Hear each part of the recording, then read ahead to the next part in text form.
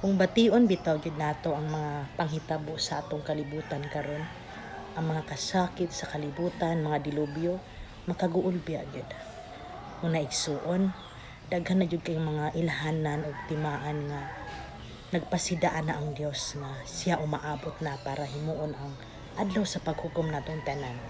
Muna ikaw please, don't give your time na panginabuhi o kwarta lang yung tanan.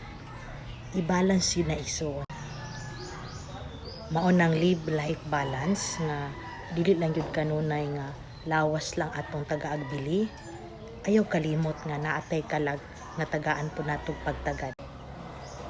Hinumdumi kini nga bisan unsa pay naa nato ang tanan natong napundar, naipon nining kalibutan.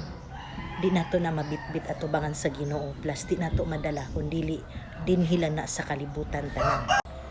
Ang atong mga balay nga manindot, ang daghan natong mga savings sa bangko, o unsa pa napundar natong mga gamit, kanang tanan kutob lang sa kalibutan ug dili ra ba na makatabang nato para kita maluwas.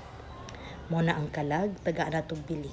Kay kung unsa mato nahimo ang atong relasyon sa Ginoo samtang niya pa taning kalibutan, ang atong mga buhat nga ikalipay niya, ilabi na ang pagtuman sa iyang mga balaod, the 10 commandments, ang paglikay sa mga ginadili, o ang ato yung pagmahal nga tinuray sa Dios. Dili na siya mawala, di na masayang imong pag-ampo karon, di na mawala, di na masayang, di po na makawat, kung dili mabitbit na nato atubangan sa Ginoo ug maunay paagi nga kita dadon dito sa iyang gingharian.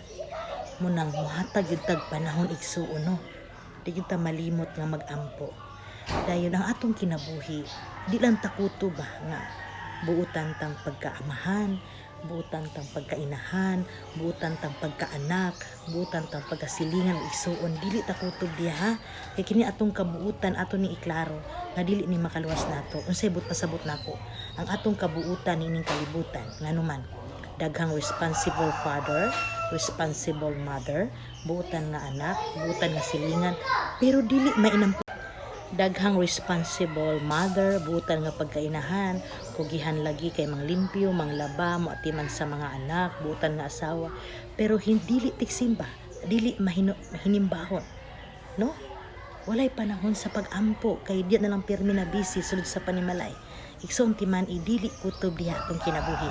Ang atong kabuutan dili na magdala kanato nga kita maluwas, no?